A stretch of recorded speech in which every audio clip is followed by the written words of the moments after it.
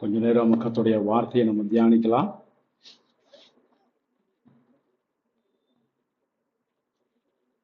ஒரு வசனத்தை கூட நம்ம வாசிப்போம். நீதிமொழிகள் 28வது அதிகாரம் 20வது வசனம்.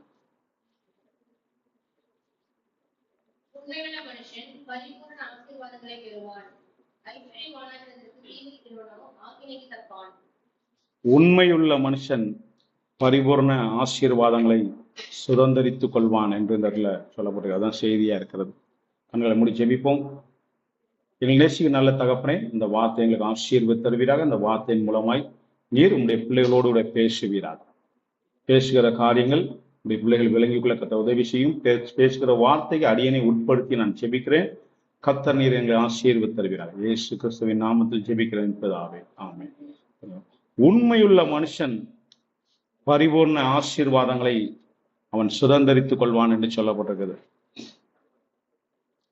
இன்னைக்கு கர்த்தருடைய பிள்ளைகள் பரிபூர்ண ஆசீர்வாதங்களை சுதந்திரித்துக் கொள்கிறார்களா என்று நம்ம பார்க்கும்போது, அநேக நேரங்கள்ல பரிபூர்ண ஆசீர்வாதங்களை நம்ம சுதந்திரித்துக் கொள்ள முடியாதபடிக்கு ஒரு சூழ்நிலை இருக்கிறது. அநேக கிறிஸ்தவர்கள், ரட்சிக்கப்பட்டவர்களா இருந்தாலும் சரி, அந்த பரிபூர்ண ஆசீர்வாதத்தை கர்த்தர் நமக்கென்று வைத்திருக்கிற அந்த பரிபூர்ண முழுமையான ஆசீர்வாதத்தை நம்ம இன்னும் வரைக்கும் சுதந்திரித்துக் கொள்ள முடியவில்லை. காரணம், நம்ம உண்மை உள்ளவர்கள் தான், உண்மையா இருக்க வேண்டும் என்று நம்ம வாஞ்சிக்கிறோம், எதிர்பார்த்து தான் நடக்கிறோம். ஆனா சில இடங்களில் நம்ம உண்மையா இருக்கிறோம், ஆனா சில இடங்கள்ல நம்ம உண்மையாய் நடக்கிறதுக்கு தவறி விடுகிறோம். அதுதான் உண்மை. அந்த உண்மையாய் நடப்பதற்கு ஏன் தவறி விடுகிறோம் என்று நம்ம பார்க்கும்போது, அது சுய நீதியினால் நம்ம அந்த உண்மையா இருக்கிற தவறி விடுகிறோம். அதை நமக்கென்று ஒரு நீதியை நம்ம வைத்துக் கொள்றதுனால தேவ நீதியை நம்ம விட்டு நம்முடைய நீதியை நம்ம பிடித்துக் கொள்கிறதுனால சில நேரங்கள் நம்ம உண்மை இல்லாமல் நம்ம நடந்து விடுகிறோம். ஒரு காரியத்தை இப்படிதான் அப்படின்னு சொல்லி நம்ம ஒரு காரியத்தை நிர்ணயித்து வைத்திருப்போம். நம்முடைய மனதுக்கு தகுந்த மாதிரி நம்ம ஒரு காரியத்தை நிர்ணயித்து வைத்திருப்போம். அப்போ அதே காரியத்தை கர்த்தருடைய பார்வையில பார்க்கும்போது அது குற்றமா இருக்கும். இப்ப நான் எனக்கு சரியானபடிதான் செய்கிறேன் என்று நம்ம சுய நீதியை வைத்துக்கொண்டு, நான் சரியாதான் செய்யறேன், சரியாதான் நான் இருக்கிறேன் என்று சொல்லி நான் சுய நீதியை வைத்துக்கொண்டு நடக்கிறதுனால கர்த்தருடைய பார்வையில சில நேரங்களில் அது நீதி இல்லாமல் ஒரு பொல்லாப்பான காரியத்தை நம்ம செய்து விடுகிறது உண்டு. அது நீதி இல்லாமல் போகிறது. இப்போ ஆண்டவருக்கு தம்முடைய ஜனமா, ரட்சிக்கப்பட்டவனா அல்லது நீதியா உண்மையா என்று சொல்லி வரும்போது, தேவன் நீதியின் பக்கம், உண்மையின் பக்கம் தான் அவர் நிற்பார ஒழிய, அவர் நம்ம பிள்ளை நம்ம ரட்சிக்கப்பட்டிருக்கான் என்பதற்காக நமக்கு அவர் வந்து எதுக்கும் சப்போர்ட்டா நிற்க மாட்டார், நமக்கு ஆதரவாய் நமக்கு நிற்க மாட்டார். நம்ம தவறி விடுகிற தேவனுடைய பிள்ளைகள் தவறி விடுகிறது காரணம் இதுதான். என்னன்னா, நான் எது செய்தாலும், நான் ஆண்டுடைய பிள்ளை, நான் செய்தது சரியாதான் இருக்கும், நான் எது செய்தாலும் அது சரிதான் என்று சொல்லி நமக்கென்று ஒரு நீதியை நம்ம வைத்துக் கொள்வோம். இல்லைன்னா அதற்கு ஒரு வேத வசனங்களையும் நமக்கு ஆதாரமாய் சில நேரங்களில் சில நம்ம தேவ பிள்ளைகள் எடுத்துக்கொள்றது உண்டு. நான் இந்த வசனத்துப்படி நான் கரெக்டா தான் செஞ்சேன், அதனால எனக்கு என் மேல் குற்றம் இல்லை, நான் சரியாதான் நிற்கிறேன் என்று சொல்லி அப்படி நம்ம சில நேரங்களில் வசனத்தை நமக்கு சாதகமாய் தேவனுடைய பிள்ளைகள் எடுத்துக்கொள்றதும் உண்டு. அதனாலையும் அவர்கள் சில நேரங்களில் குற்றமாய் போகிறது உண்டு. இதனால தேவ நீதியை இதை நடப்பிக்காது. தேவன் பார்வையில நீதியா இருக்காதனால நாம உண்மையற்றவர்களாய் குற்றவாளிகளா அந்த இடத்துல நம்ம மாறி விடுகிறோம். அதனால சில நேரங்கள் நமக்கு ஆசீர்வாதங்கள், நன்மைகளை நம்ம சுதந்திரிக்க முடியாமல் போகிறது. பிறகு தாவீதுக்கு ஒரு சூழ்நிலை அப்படி வருகிறது. தாவீது என்ன செய்கிறார்? அவர் இந்த பத்சேபாளின் இடத்தில் தன் பாவம் செய்யும் போது, பாவத்துல விழும்போது, அவர் அந்த அவனுடைய கணவனாகிய உரியாவை கொல்லும்படி அவன் வந்து ஒரு பிரமாணத்தை அவன் எழுதி கொடுத்து, அவன் ராஜா ஒரு சீட்டை எழுதி கொடுத்து அவன்கிட்டே கொடுத்து அனுப்புறான். உரியா கையிலேயே கொடுத்து அனுப்புறான், யுத்த காலத்துல போய் யோவாப்ட கொடுக்கும்படி. இப்போ அவனுடைய பார்வையில அவர் யுத்தத்துல செத்துட்டா நம்ம மேல குற்றம் வராது, நாம அவனை நேரடியா கொன்று போட்டோமானால் குற்றம் நம்ம மேல வந்துவிடும் என்பதற்காக இவர் தாவீது தனக்கென்று ஒரு நீதியை அவர் வைத்துக்கொண்டு அவர் அந்த யுத்தத்துல செத்த மாதிரி செய்திடலாம் அப்படின்னு சொல்லி ஒரு நாடகத்தை அந்த இடத்துல செய்து உரியா கையிலேயே அவனுடைய மரண பிரமாணத்தை எழுதி கொடுத்து அனுப்புறார். அதுபோல உரியாவும் மரணத்துல செத்து போனார். அதை யுத்த காலத்துல நீங்க முன்னணியில நிற்பாடி நீங்க பின்வாங்கிருங்க, அவன் எதிரி கையினால சாவட்டும் என்று சொல்லி அவன் ஒரு பிரமாணத்தை எழுதி கொடுத்து அந்த இடத்துல ஒரு உத்தரவு கொடுத்ததுனால நடந்தது. இப்போ இது தாவீதுடைய பார்வையில அது அவர் பிரமாணத்தை படி நாங்க நீதியா செய்திருக்கோம், நான் கொல்லவில்லை உரியாவை, அவன் யுத்தத்துல இறந்துட்டான் அப்படின்னு சொல்லி தாவீது மனதில் அவன் நினைத்து கொண்டு இருக்கிறார். ஆனா தேவனுடைய பார்வையில் அது என்ன நடந்தது? அது குற்றமா? ஏன்னா நோக்கம் கர்த்தர் அறிவார். நம்ம மனதில் நம்ம என்ன நோக்கம் இருக்கிறது, என்ன காரியத்துக்காக செய்தோம் என்பதை ஆண்டவர் அறிவார். இவன் செய்தது இவன் பிரமாணத்தை நம்ம தப்பித்துக் கொள்ளலாம், நாம நேரடியாக கொல்லல, யுத்தத்துல மடித்ததுனால நம்ம பிரமாணத்துப்படி தப்பித்துக் கொள்ளலாம் என்று சொல்லி தாவீது அந்த இடத்துல அவர் நினைக்கிறார். ஆனாலும் கர்த்தருடைய பார்வையில் அது குற்றமாயிருந்தது. கர்த்தருடைய நியாயத்திற்கு தாவீதின் மேல் வந்தது. தாவீது அதனால அவர் பட்ட பாடுகள், அடிகள், இழந்தது ஏராளம். குடும்பத்தில் இருக்க தன்னுடைய பிள்ளைகள், குமாரர்கள் எல்லாம் இழந்தார். எத்தனையோ வனாந்தரத்துல ஓடி போக வேண்டிய சூழ்நிலை, அவருடைய மனைவி மறுமனையாட்டிகள் கண்ணு முன்னாடியே சோரம் போகிறதை பார்க்க வேண்டிய சூழ்நிலை எல்லாமே அவருக்கு நடந்து. எதெல்லாம் அவர் செய்தாரோ அவர் தான் சொல்றார், நீ இருட்டுல நீ செய்ததை, மறைவானத்துல நீ செய்ததை நான் வெளியரங்கமாய் ஆக்குவேன் என்று சொல்லி அது ஆண்டவர் அவர் சபிக்கிற அந்த அதை சொன்ன வார்த்தை நிறைவேறினது என்று பார்க்கிறோம். இதுதான் சில நேரங்கள்ல நாம் எதையோ ஒரு காரியத்தை நம்ம நீதியாய் செய்கிறோம் என்று சொல்லி நம்ம நினைத்து கொண்டு சில நேரங்களில் அநீதியா நம்ம செய்து விடுகிறோம். ஆனா இருதயத்தின் நினைவுகளை கர்த்தர் அறிவார் என்பதை நம்ம மறந்து விடுகிறது உண்டு. அநேக நேரம் தேவ பிள்ளைகள் அந்த தவறுதான் பண்றோம். கர்த்தருடைய பார்வையில் அது எப்படி இருக்கிறது, கர்த்தர் அதை என்ன நினைக்கிறார், அது எப்படி இருக்கிறது. நமக்கு ஆதரவாய் சில வசனங்களை எடுத்துக்கொள்ளலாம், இந்த வசனத்தின்படி நான் சரியா செய்திருக்கிறேன் அப்படின்னு எடுத்துக்கொள்ளலாம் ஒருவேளை. ஆனாலும் எல்லாமே நமக்கு சாதகமா இருக்கும் என்று சொல்லி நம்ம சொல்ல முடியாது.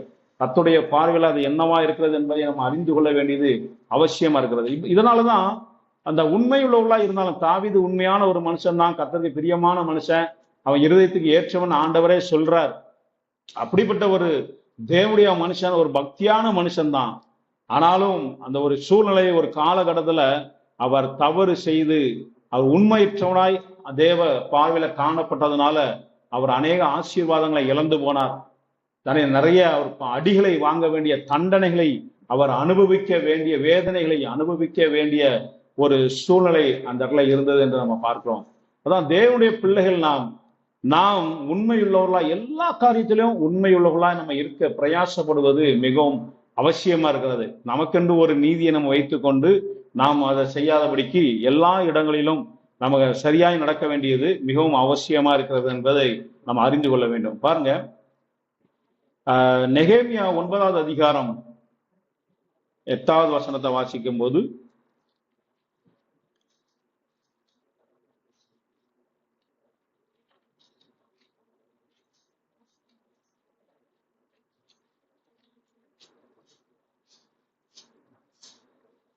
அவன் இருதயத்தை உமக்கு முன்பாக உண்மை உள்ளதாக கண்டு, அதாவது ஆபிரகாமுடைய இருதயத்தை, ஆபிரகாம் பத்தி சொல்லிட்டு வராது. 7வது வசனத்தை வாசிக்கும், ஆபிரகாமை தெரிந்து கொண்டு அவனை ஊர் என்னும் கல்தேர் பட்டணத்திலிருந்து புறப்பட பண்ணி அவனுக்கு ஆபிரகாம் என்று பேரிட்ட தேவனாகிய கர்த்தர் நீர் அவன் இருதயத்தை உமக்கு முன்பாக உண்மையுள்ளதாக கண்டு கானானியர், ஏத்தியர், அந்த எமோரியர், அந்த எபேஸ், அந்த இதெல்லாம் அவனுடைய சந்ததியை கொடுக்கும்படி அவனோடு உடன்படிக்கை பண்ணி உன்னுடைய வார்த்தைகளையும் நீர் நிறைவேற்றினீர், நீ நீதி உள்ளவர். அவருடைய வார்த்தைகளை அவர் நிறைவேற்றுவதற்கு அவர் நீதி உள்ளவராக இருக்கிறார்.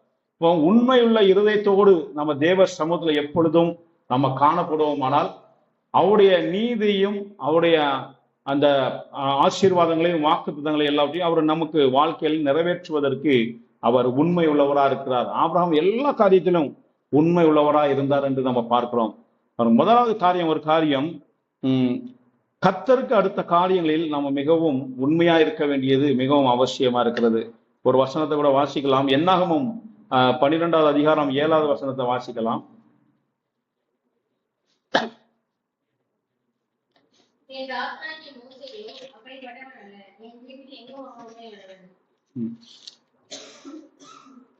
மோசேயை குறித்து ஆண்டவர் ஒரு சாட்சி சொல்லுகிறார் இந்த இடத்துல.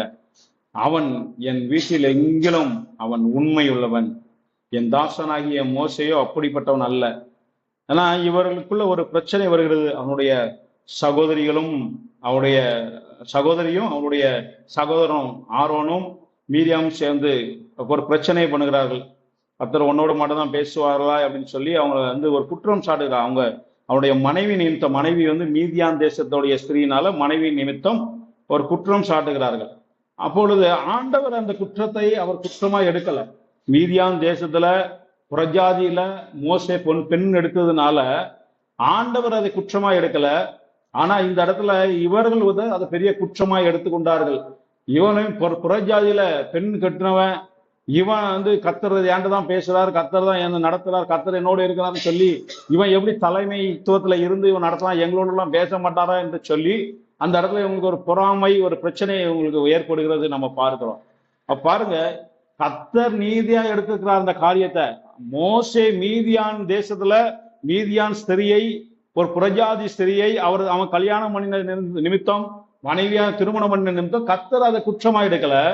ஆனா இவர்கள் அதை குற்றமாய் எண்ணி அதை வாசிக்கும் போது 1ஆம் வசனத்தை வாசிக்கும் போது, எத்தியோப்பியா தேசத்து ஸ்திரியை மோசே விவாகம் பண்ணியிருந்தபடியினால் மீரியாமும் ஆரோனும் அவனை விவாகம் பண்ணின எத்தியோப்பியா தேசத்து ஸ்திரீ நிமித்தம் அவனுக்கு விரோதமாய் பேசி அப்படின்னு சொல்றார்.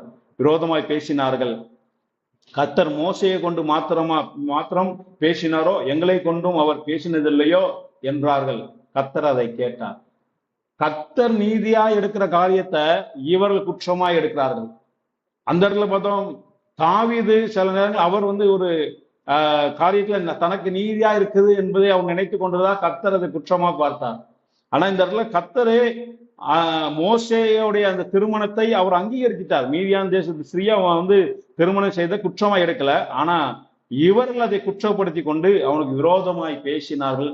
அதை கேட்டார் என்று சொல்லப்பட்டிருக்கு. அப்பதான் சொல்றாரு, மோசே என் வீட்டில் எங்கும், என் தாசனாகிய மோசே என் வீட்டில் எங்கும் அவன் உண்மையுள்ளவனா இருக்கிறான் என்று சொல்லி ஆண்டவரே அவர் குறித்து ஒரு சாட்சி சொல்கிறதை பார்க்கலாம். கர்த்தருக்கு அடுத்த காரியத்துல மிகவும் உண்மையுள்ளவனாய் இந்த மோசே இருந்தார். அந்த ஒரு காரியம் அவர் வந்து அதை அறியாமதுனால, அவர் அது துரத்தி விடப்பட்டதுனால, மீதியான் தேசத்துல போய் அவர் இருந்த 40 வருஷம் அங்க இருந்ததுனால அங்க உள்ள ஸ்திரியை அவர் கல்யாணம் பண்ணியிருந்தார். ஆனா இவர் அதை ஒரு பெரிய குற்றமா, ஏன்னா அவன் மேல இருந்த பொறாமை நிமித்தம் இந்த குற்றத்தை அவங்க எழுப்புகிறாங்க. வேற ஒண்ணும் கிடையாது. கர்த்தர் மோசேயோடு மட்டும்தான் பேசுவாரா, எங்களோட எல்லாம் பேச மாட்டார், எங்களோட தான் பேசுறாரு. ஏன்னா இவங்களுக்கு தீர்க்கதரிசிகள், எங்களோட தான் பேசுவார், எங்களோட தான் ஆண்டவர் செயல்படுகிறார் அப்படின்னு சொல்லி பொறாமை நிமித்தம் அந்த பிரச்சனையை அவங்க கிளப்பினதை பார்க்கிறோம். ஆனாலும் கர்த்தர் நீதியாய் அவர் அதை எடுத்துக்கொண்டார். அந்த யார் குற்றப்படுத்தினார்களோ அவர்களுக்கு விரோதமாய் ஆண்டவருடைய தண்டனை வந்தது என்று பார்க்கிறோம். கீழே நம்ம வாசிக்கும் போது கர்த்தருடைய கோபம் அவர்கள் மேல், 9ஆம் வசனத்தை வாசிக்கும் போது, கர்த்தருடைய கோபம் அவர்கள் மேல் மூண்டது, அவர் போய்விட்டார், மேகம் கூடாரத்தை விட்டு நீங்கி போயிற்று, மீரியாம் உறைந்த மலையின் வெண்மையை போன்ற குஷ்டரோகி ஆனாள். ஆரோன் மீரியாமை பார்த்தபோது அவள் குஷ்டரோகியாய் இருக்கிறதை கண்டான் என்று சொல்லப்பட்டிருக்கிறது. குற்றம் படுத்தின உடனே அவனுடைய ஆண்டோடைய கோபம் இவர்கள் மேல் வந்தது என்று நம்ம பார்க்கிறோம். எப்பொழுதுமே ஆண்டவருடைய பார்வையே வித்தியாசமானது. நம்ம வந்து இஷ்டத்துக்கு நம்ம, அதான் சொல்றேன், முதல்ல சொன்ன சுய நீதியை, நமக்குன்னு ஒரு நீதியை நம்ம வைத்துக்கொண்டு நம்ம எப்பொழுதுமே பேசி கொண்டிருக்க முடியாது, நாம செயல்பட முடியாது. சுய நீதியை வைத்துக்கொண்டு இப்ப இவருடைய பார்வையில் என்னன்னா, ஆனா ஆண்டவர் சொல்லியிருந்த காரியம், நீங்க புறஜாதியில பெண் எடுக்கவும் கூடாது, கொடுக்கவும் கூடாது என்று ஆண்டவர் ஒரு பிரமாணத்தை உங்களுக்கு கொடுத்திருந்தார். அப்போ மோசையே இந்த பிரமாணத்தை மீறி இருக்கிறான். இவன் வந்து புறஜாதியில பெண் எடுத்துக்கிறாங்கிறதுக்காக தான் அவனுக்கு விரோதமாய் இவர்கள் பேசினார்கள். இவர்களுடைய பார்வையில அது நீதியாய் தெரிந்தது. மீரியாமுடைய பார்வையிலும் ஆரோனுடைய பார்வையிலும் அது நீதியா இருந்தது. அதனால அவங்க அதை குற்றப்படுத்தி அவங்க பேசுறாங்க. ஆனா கர்த்தரை குற்றமாய் எடுக்காதபடினால் தேவ கோபம் அவர்கள் மேல் வந்தது என்று நம்ம பார்க்கிறோம். அதனால எப்பொழுதுமே நமக்கு ஒரு நீதியை வைத்துக்கொண்டு குற்றம் இல்லாதவர்களை நம்ம குற்றப்படுத்த துணியாதபடிக்கு நம்ம இருப்பது மிகவும் அவசியம்.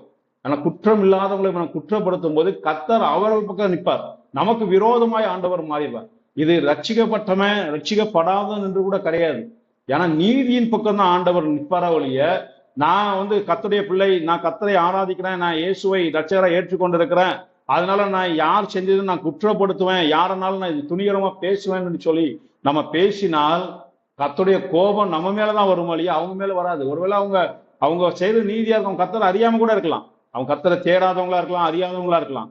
ஆனா நீதி நிமித்தம் கர்த்தருடைய கோபம் நம்மேல் வந்துவிடும். அதனால நம்ம ஜாக்கிரதையா இருப்பது மிகவும் அவசியமா இருக்கு. கர்த்தருக்கு அடுத்த காரியங்கள்ல மிகவும் உண்மையா இருப்பது நமக்கு அவசியமா இருக்கிறது. நம்ம கத்தருக்காய் தீர்மானம் பண்ணின காரியங்கள்ல நம்ம உண்மையா நடப்பது மிகவும் அவசியமா இருக்குது. அதுபோல நம்ம கர்த்தருடைய சமூகத்துல மிகவும் உண்மையாய் நம்ம எப்பொழுதும் நடந்து கொள்வது மிகவும் அவசியமா இருக்கு. இந்த மோசே தேவ சமூகத்துல எல்லாவற்றிலும் அவன் உண்மை உள்ளவனாய் இருந்தான். அவன் எங்க வீட்டில் எங்கும் உண்மை உள்ளவன் எப்படி சொல்றான்னா, மோசேட்ட திரளான பொன்னும் பொருளும் கொண்டு வந்து ஆசரிக்க கூடாது வேலைக்காக இந்த இஸ்ரவேல் ஜனங்கள் திரளான பொன்னையும் பொருளையும் கொண்டு வந்து அவர்கள் சேர்த்தார்கள். ஆனா மோசே நினைத்திருந்தா எல்லாம் ஏதாவது அவன் இச்சித்திருக்கலாம், எடுக்கலாம். ஆனா அவன் ஒன்றுமே இச்சிக்கலாம், ஒன்றும் தன்னுடைய கையினால் தொடவும் இல்லை. அதற்கென்று ஆட்களை நியமித்து அவங்க கையில ஒப்படைத்து அந்த வேலை எல்லாம் அவன் செய்து முடித்த போது அவன் மற்றவங்களுக்கு சொன்னா, இது வேலை முடிந்தது, இன்னும் யாரும் ஒன்னும் இந்த பொண்ணோ பொருளோ எதுவும் கொடுக்க வேண்டாம் என்று சொல்லி ஜனங்களுக்கு அறிவித்தான் என்று நம்ம பார்க்கிறோம். அதான் சொல்ற, எல்லாவற்றிலும் அவன் தேவனுக்கு அடுத்த காரியங்களை எல்லாவற்றிலும் அவர் உண்மை உள்ளவராய் அவர் இருந்தார் என்று பார்க்கிறோம். அதனால்தான் கர்த்தர் மேல் மிகவும் பிரியமாய் இருந்தார் என்று நம்ம பார்க்கிறோம். பாருங்க, இரண்டாவது காரியம் சங்கீதம் 122:1.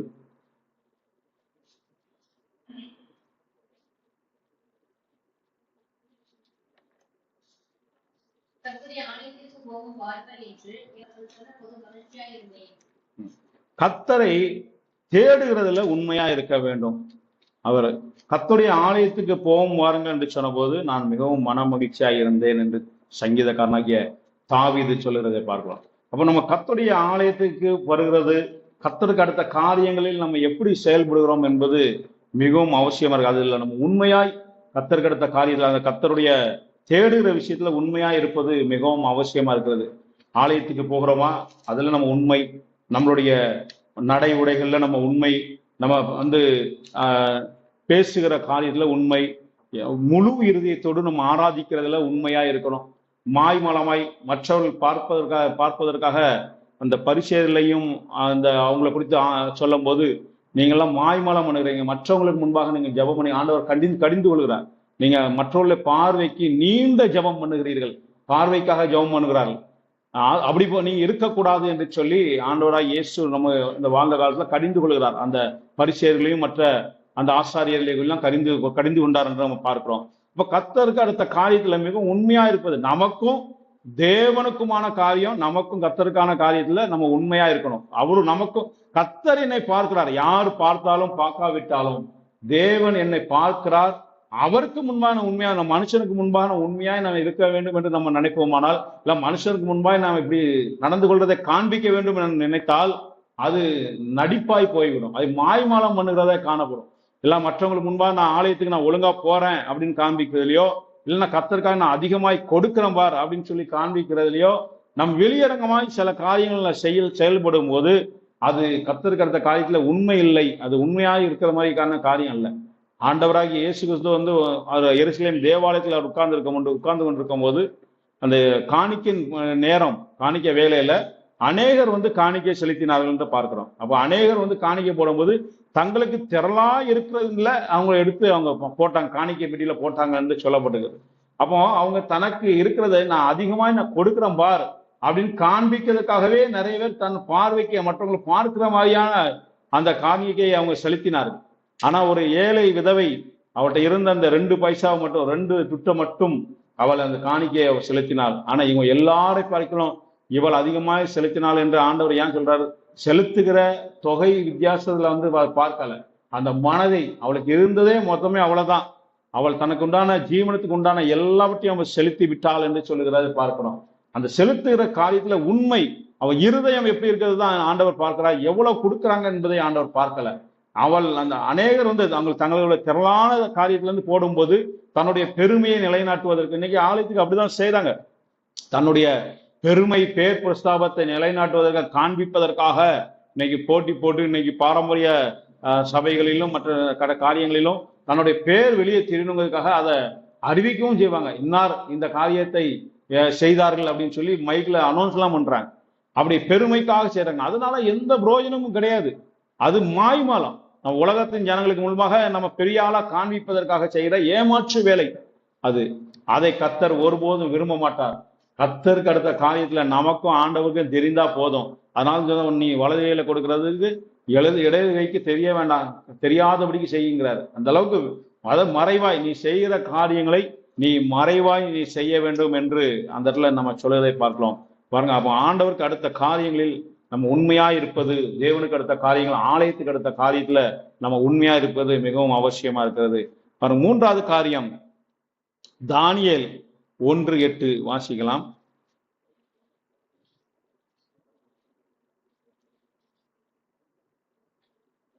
தானியேல் ராஜாவின் போஜனத்தினாலும் அவர் பானப்படும் திராட்சரசத்தினாலும் தன்னை நீக்கப்படுத்தலாகாதென்று தன் எழுதியத்தை தீர்மானம் பண்ணி கொண்டு தன்னை நீக்கப்படுத்தாதபடி பிரதானியின் தலைவரிடம் வேண்டிக் கொண்டார். இது பிரதிஷ்டையில் நம்ம உண்மை உள்ளவர்களா இருக்கும். தேவ சமூகத்துல நம்ம எதை பிரதிஷ்டை பண்ணியிருக்கிறோமோ, எதை நம்ம ஒப்பு கொடுத்திருக்கிறோமோ, அதுல நம்ம உண்மையா இருப்பது மிகவும் அவசியமா இருக்கிறது. இந்த இடத்துல தானியேல் அவன் ஒரு பிரதிஷ்டை உள்ள ஒரு மனுஷனாய் காணப்பட்டான். கர்த்தருக்கு அடுத்த காரியத்துல இந்த போஜனத்தாலும் மற்ற எந்த காரியத்தையும் தீட்டுப்படுத்துகிற காரியம் நான் எதையுமே செய்ய மாட்டேன், என்னை தீட்டுப்படுத்திக் கொள்ள மாட்டேன் என்று சொல்லி அவன் பொருத்தனை, அவன் தேவசனத்துல ஒரு பொருத்தனையோடு இந்த பிரதிஷ்டையோடு காணப்பட்டபடினால் அவன் ராஜாவுடைய அரண்மனையில் அவனுக்கு அனுபவிப்பதற்கு சகல அதிகாரம் இருந்தாலும் எல்லாம் அவனுக்கு கொடுக்கப்பட்டாலும் அவன் இந்த காரியத்தினால என்னை தீட்டுப்படுத்தி கொள்ள மாட்டேன் என்பதுல உறுதியா இருந்தான். நம்ம தேவ சமூகத்துல எதை நம்ம ஒப்பு கொடுத்து வைத்திருக்கிறோமோ, எதை நம்ம பொருத்தனை பண்ணி வைத்திருக்கிறோமோ, அதை நம்ம காப்புதல மிகவும் உண்மையா இருக்க வேண்டியது மிகவும் அவசியமா இருக்கிறது. ஒருவேளை நான் ஞாயிற்றுக்கிழமை, சிலர் இப்படி பொருத்தனை பண்ணுவாங்க, நான் ஞாயிற்றுக்கிழமை எந்த வேலையும் செய்ய மாட்டேன், அது கர்த்தருக்குரிய நாள், கர்த்தருக்கு ஆலயத்துக்கு போவோம், வருவேன், நல்லா வீட்டுல இருப்பேன், இல்லைன்னா மற்ற காரியங்கள் ஊழியத்துக்கு அடுத்த காரியங்கள் செய்வேன், இப்படி சிலர் பொருத்தனை பண்ணுகிறது உண்டு. அதை மாதிரி சில காரியங்கள் இல்லைன்னா நான் ஆலயத்துக்கு போகும்போது நான் இப்படிதான் உடுத்திருப்பேன், என்னுடைய ட்ரெஸ் இப்படிதான் இருக்கும், நான் வெளில தான் உடுத்துவேன், இல்லைன்னா இப்படிதான் இருப்பேன், அதே மாதிரி நகை போடுகிற காரியங்கள், இப்படிதான் அநேக பொருத்தனைகள் பிரதிஷ்டை பண்ணுகிறது உண்டு. எதை நம்ம கர்த்தருடைய சமூகத்தில் எதை செய்தாலும் அது கர்த்தருக்கும் ஒவ்வொருடைய தனிப்பட்ட மனுஷனுக்கும் உரிய காரியம். இதைதான் பிரதிஷ்டை பண்ணணும், இதைதான் பொருத்தனை செய்யணும், இதை செய்யக்கூடாது என்று சொல்லி யாரும் அதை கட்டாயப்படுத்த முடியாது, சொல்ல முடியாது. அது அப்போ நம்ம எதை தேவ சமூகத்தில் அர்ப்பணித்திருக்கோம், நான் ஞாயிற்றுக்கிழமை நான் கட்டாயம் எப்பாடுபட்டாவது நான் ஆலயத்துக்கு போவேன் என்று சொல்லி அவங்க பொருத்தனை பண்ணியிருக்கலாம். அந்த எதை நம்ம பொருத்தனை பிரதிஷ்டை பண்ணியிருக்கிறோமோ, பொருத்தனை பண்ணியிருக்கிறோமோ, அதை நம்ம நிறைவேற்றுவதில் நம்ம உண்மை உள்ளவர்களாய் இருப்பது மிகவும் அவசியமா இருக்கிறது. ஏன்னா உண்மை உள்ள மனுஷன் பரிபூர்ண ஆசீர்வாதத்தை அவன் சுதந்திரித்துக் கொள்வான். எதை நம்ம செய்திருக்கிறோம் நமக்கு தான் தெரியும். கர்த்தருடைய சமூகத்தை நம்ம எதை நம்ம பொருத்தனை பண்ணியிருக்கிறோம், பிரதிஷ்டை பண்ணியிருக்கிறோம், நம்ம அறிவித்திருக்கிறோம், நம்ம வாயை திறந்து நம்ம அறிவித்திருக்கிறோமோ, அதுல நம்ம உண்மை உள்ளவர்களா இருக்க வேண்டியது மிகவும். இல்லைன்னா நான் இத்தனை மணி நேரம் ஒரு நாளைக்கு நான் ஜெபம் பண்ணுவேன், இவ்வளவு நேரம் ஜெபம் பண்ணுவேன், இல்லைன்னா இத்தனை அதிகாரத்தை நான் ஆண்டவர் சமூகத்துல நான் இந்த வேதத்துல நான் வாசிப்பேன், இப்படி பல பொருத்தனைகள் 1ஆம் தேதி நம்ம செய்திருக்கலாம். சில நேரங்களில் வருஷம் நம்ம ஆண்டவர் சமூகத்துல பொருத்தனை செய்வோம். இப்படி அந்த பொருத்தனை எல்லாம் அதோட சரி நம்ம காத்துல பறக்க விட்டுறது உண்டு, அதை மறந்துடுறது, அதுக்கப்புறம் அதை பத்தியான நினைப்பே நமக்கு இருக்கிறது இல்லை. அப்புறம் அடுத்த 1ஆம் தேதி தான் அது ஞாபகம் வரும். இப்படி 1ஆம் தேதி பொருத்தனை பண்ணுகிற காரியம் அல்ல. நம்ம பொருத்தனை ஆண்டவர் சமூகத்துல பண்ணினோமா அதை நிறைவேற்றுவதில் உண்மையா இருக்கணும். ஏன்னா கர்த்தர் அதை கவனித்து கொண்டு இருப்பார், எப்பொழுதும் அதுல ரொம்ப கவனமா இருப்பார். தேவ சமூகத்துல நம்ம எதை பொருத்தனை பண்ணுகிறோமோ, இல்லைன்னா எதை நம்ம பிரதிஷ்டை பண்ணுகிறோமோ, அதுல தேவன் கவனமா இருப்பார். அதனால அதை நம்ம கவனமா இருந்து நாம் அதை நிறைவேற்றுகிறதுல உண்மையா இருப்பது மிகவும் அவசியமா இருக்கிறது. அந்த பொருத்தனையில பாருங்க, நியாயாதிபதி 11வது அதிகாரம் 39வது வாசிக்கலாம்.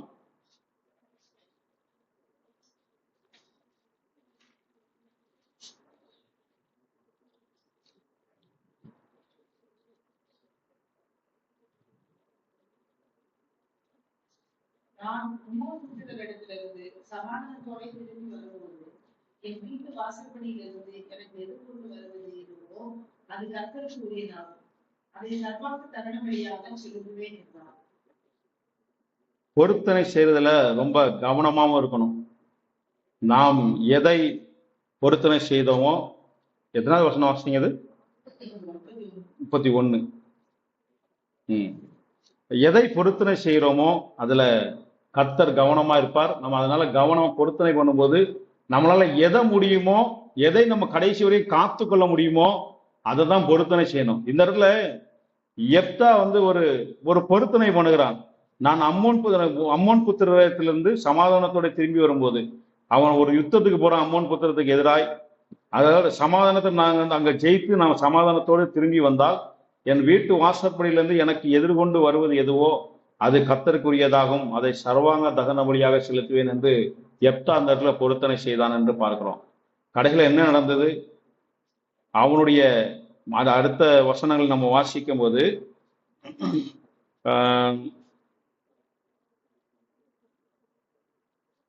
34வது வசனத்தை வாசிங்க.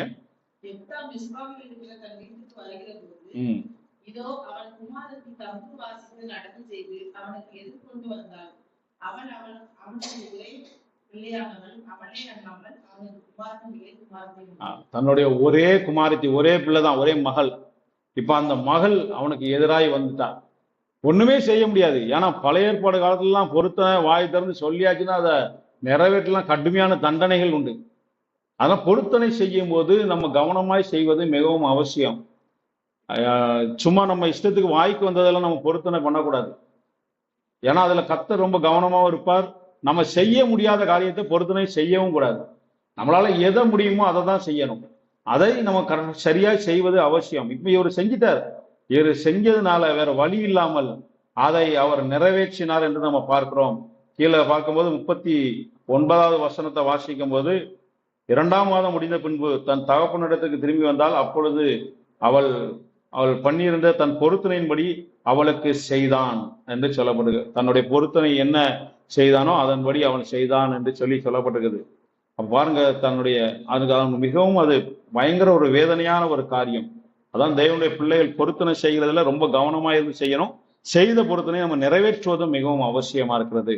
பாருங்க, 5வது காரியம் 1 ராஜாக்கள் 15வது அதிகாரம் 5வது வசனம்.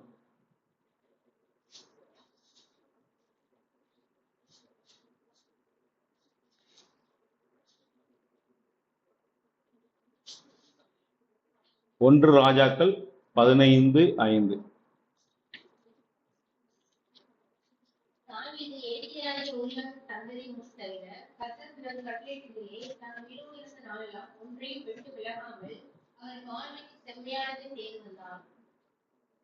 தாவீது அந்த ஒரு காரியத்தை தவிர கர்த்தர் தனக்கு கட்டளையிட்டதிலே தான் உயிரோடு இருந்த நாளெல்லாம் ஒன்றையும் விட்டு விலகாமல் அவர் பார்வைக்கு செம்மையானதை செய்து வந்தான் என்று சொல்லப்படுகிறது. அப்ப ஆண்டவர் கர்த்தருடைய 5வது காரியம் வந்து கர்த்தருடைய வார்த்தைக்கு உண்மையா இருக்க வேண்டியது மிகவும் அவசியமா இருக்கிறது. அப்போ தேவனுடைய பார்வைக்கு தேவனுடைய அவன் வாழ்நாள் எல்லாம் அவன் உயிரோடு இருந்த நாளெல்லாம் ஒன்றையும் விட்டு விலகாமல் கர்த்தருடைய வார்த்தையின்படியே அவன் நடந்தான் என்று நம்ம பார்க்கிறோம். நாம் கர்த்தருடைய வார்த்தையின்படி நம்ம நடக்கிறோமா? இல்லைன்னா ஒரு காரியத்துக்கு ஆண்டவர்கிட்ட நம்ம கீழ்ப்படிந்துட்டு இன்னொரு காரியத்தை நம்ம ஆண்டவருக்கு கீழ்ப்படியாமல் விட்டு விலகி போகிறோமா? எப்படி நடக்கிறோம்? இல்லைன்னா சொன்னது எல்லாவற்றையும் அப்படியே நம்ம கீழ்ப்படிந்து நம்ம செய்கிறோமா என்பது மிகவும் அவசியமா இருக்கிறது. ஏன்னா நம்ம மிகவும் அவசியமா இருந்து செய்வது ஆண்டவர் எதிர்பார்க்கிறார். அத ஆண்டவருடைய வார்த்தைக்கு நம்ம கீழ்ப்படிவதை மிகவும் எதிர்பார்க்கிறார். நமக்கு இல்லைன்னா ஆண்டவர் நம்மளுடைய பேசுவதை, அவர் இல்லைன்னா நமக்கு ஆலோசனை தருவதை ஆண்டவர் நிறுத்தி விடுவார். ஏன்னா முதல்ல ஒரு காரியத்தை ஆண்டவர் நமக்கு சொல்லும் போது அதை நம்ம செய்யாமல் விட்டுவிட்டால், அதை நம்ம நிறைவேற்றாமல் விட்டுவிட்டால் திரும்ப ஆண்டவர் அவர் அதை குறித்து நம்மகிட்ட எப்போதுமே பேச மாட்டார். ஏன்னா ஒரு காரியத்தை நம்ம செய்யலனாலே ஆண்டவர் தொடர்ந்து நமக்கு காரியங்களை செய்ய மாட்டார். எப்பொழுது நம்ம ஆண்டவர் சொல்றதை நம்ம செய்ய ஆரம்பிக்கிறோமோ, ஒவ்வொரு தடவையும் நம்ம கீழ்ப்படிந்து உடனே செய்ய ஆரம்பிக்கிறோமோ, அப்போ தொடர்ந்து ஆண்டவர் நம்மோடு கூட பேசிக்கொண்டே இருப்பார். தொடர்ந்து நமக்கு ஆலோசனை தந்து கொண்டே இருப்பார். ஆண்டவர் அவருடைய சித்தத்தை நமக்கு வெளிப்படுத்தி கொண்டே இருப்பார். நமக்கு இன்னைக்கு நிறைய தேவ பிள்ளைகள் நம்ம வாழ்க்கையில தேவ சித்தத்தை அறிந்து கொள்ளாமல் இருக்கிற காரணம், ஆண்டவர் சொன்ன முதல் காரியத்தை நம்ம இன்னும் செய்யாமல் இருந்திருப்போம். அதனால அதுக்கு அடுத்த காரியத்தை ஆண்டவர் நமக்கு நம்ம வெளிப்படுத்தாமல் இருப்பார். நமக்கு அவருடைய சித்தத்தை நமக்கு அதை சொல்லாமல் வெளிப்படுத்தாமல் இருப்பார். அதனால்தான் இன்னைக்கு நிறைய பேர் தேவனுடைய சித்தத்தை நம்ம குறித்து என்ன வைத்திருக்கிறார் என்பதை அறியாமலேயே ஓடிக்கொண்டிருக்கிற காரணம், நம்ம இன்னும் வரைக்கும் அவர் சொன்ன அந்த காரியங்களை, அவர் ஏற்கனவே சொன்ன காரியங்களை, நமக்கு வெளிப்படுத்தி இருக்கிற காரியங்களை நம்ம இன்னும் வரைக்கும் நிறைவேற்றாமல் இருப்பதுதான் காரணம். அதனால்தான் நமக்கு அடுத்த காரியத்தை ஆண்டவர் நமக்கு இன்னும் வரைக்கும் அவர் பேசாமல், அவர் சொல்லாமல் இருக்கிறார் என்பதை நாம் அறிந்து கொள்ளணும். 1 சாமுவேல் 15வது அதிகாரத்துல 19வது வசனத்தை வாசிக்கும் போது,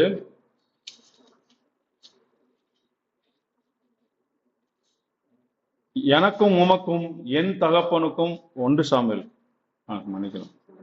15:19.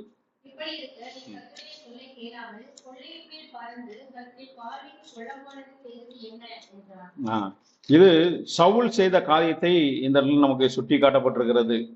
சவுல் கர்த்தருடைய வார்த்தைக்கு அவன் கீழ்ப்படியாமல் போனதுனால இப்படி இருக்க ஆண்டவர் ஒரு காரியத்தை சவுலுக்கு சொல்லுகிறார். நீ அமலேக்கியர்களை முற்றிலுமாய் நீ அழித்து போடு, அங்கிருந்து ஒன்றுமே நீ எடுக்கக்கூடாது, ஆடு மாடுகள் எல்லாவற்றையும் அழித்து போட வேண்டும் என்று ஒரு கட்டளை கொடுக்கிறார். இந்த இடத்துல சவுல் அதை செய்யாமல் அவன் விட்டபடினால் அந்த கொள்ளையில இருக்கிற நல்ல நலமானதை அவன் எடுத்து வைத்துக் கொண்ட நலமாற்ற 9ஆம் வசனத்தை வாசிக்கலாம். அத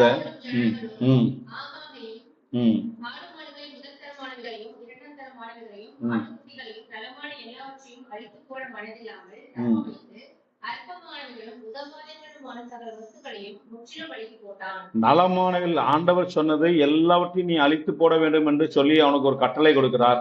ஆனால் இவன் செய்கிற காரியம் 3ஆவது வசனத்தை வாசிங்க.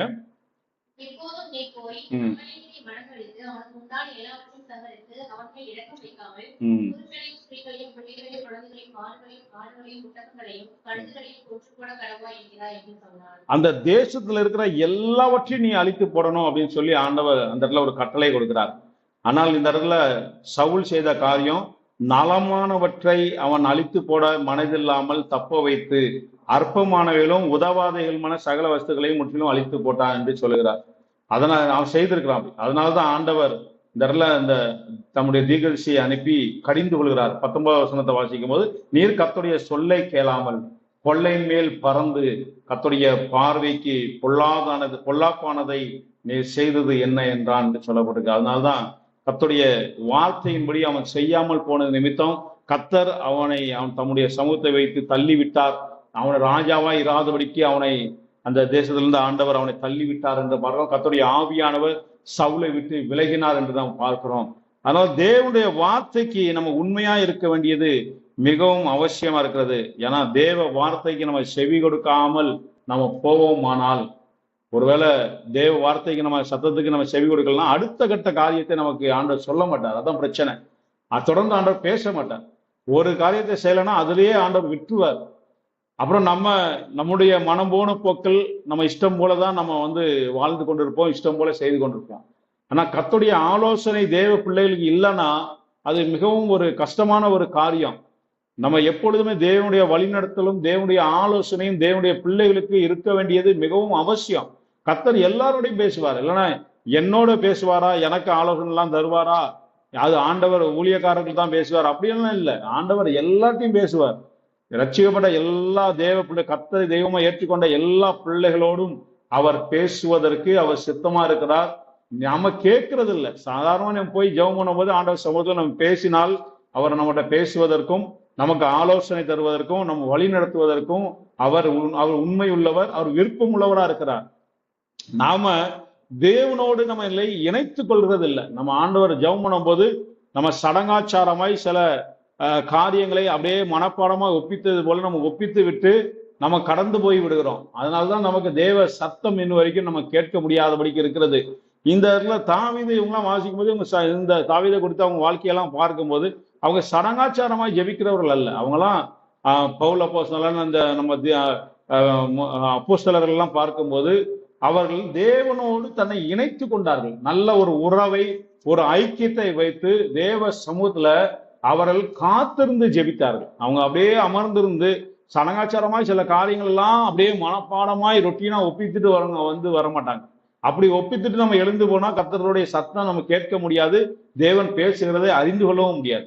நம்ம தேவ சமூகத்துல போய் நம்ம ஸ்தோத்திரம் பண்ணிட்டு சும்மா நம்ம அமர்ந்திருந்தாலே, அப்படியே ஸ்தோத்திரம் பண்ணிட்டு அமர்ந்திருந்தாலே கர்த்தர் நம்மோடு இடைபட ஆரம்பிப்பார், நம்மோடு பேச ஆரம்பிப்பார், அவர் சொல்ல வேண்டிய காரியங்களை நமக்கு வெளிப்படுத்துவார். அந்த அனுபவத்துக்குள்ள தேவனுடைய பிள்ளைகள் கடந்து போக வேண்டியது மிகவும் அவசியமா இருக்கிறது.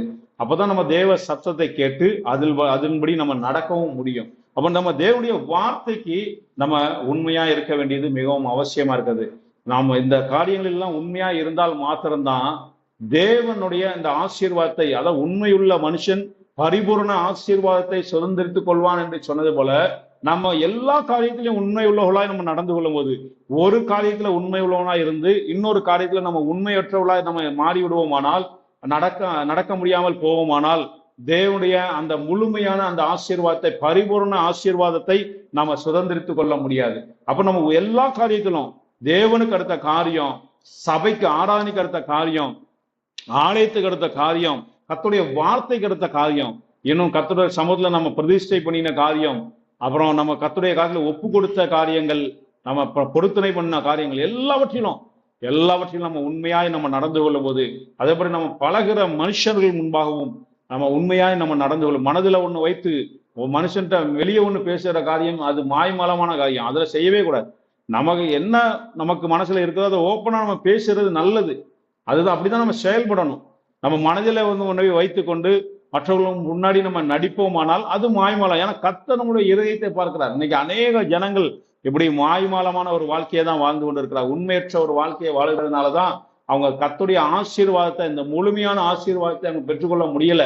நமக்கென்று ஒரு பெரிய ஒரு ஆசீர்வாதத்தை, நன்மைகளை ஆண்டவர் வைத்திருக்கிறார். பரிபூர்ண ஆசீர்வாதத்தை நம்ம சுதந்திரித்துக் கொள்ள வேண்டுமானால் எல்லா இடங்களிலும் எல்லா சூழ்நிலையிலும் நம்ம உண்மை உள்ளவர்களாய் தேவ நீதியை, முக்கியமா நம்ம தேவ நீதியை நம்ம நடப்பிக்கிறவர்களாய் நம்ம காணப்படணும். நம்முடைய சுய நீதியை நம்ம நடப்பிக்கிறவர்களாய் காணப்படக்கூடாது. தேவ நீதி அந்த இடத்துல என்ன, கர்த்தர் இந்த இடத்துல அவர் என்ன செய்ய சுத்தமா இருக்கிறார், எப்படி நடந்து கொள்ளணும் அப்படின்னு சொல்லி நமக்கு ஒரு காரியம் நீதியா தெரியலாம். ஆனாலும் தேவன் இந்த காரியத்துல எப்படி நீதியாய் அவர் நடக்க விரும்புகிறார் என்பதை நாம் அறிந்து நம்ம செயல்படும் போது கர்த்தர் நம்மை ஆசீர்வதிப்பதற்கு அவர் போதுமானவராக இருக்கிறார். கர்த்தர் தாம் இந்த வார்த்தையை ஆசீர்வதிப்பார்கள். எல்லாரும் எழுந்து நின்று நாம செபிக்கலாம். நம்ம கர்த்தருடைய பந்திக்கு நேராக நம்ம ஆயத்தமாகலாம். ஸ்தோத்திரம் ஆண்டவரே.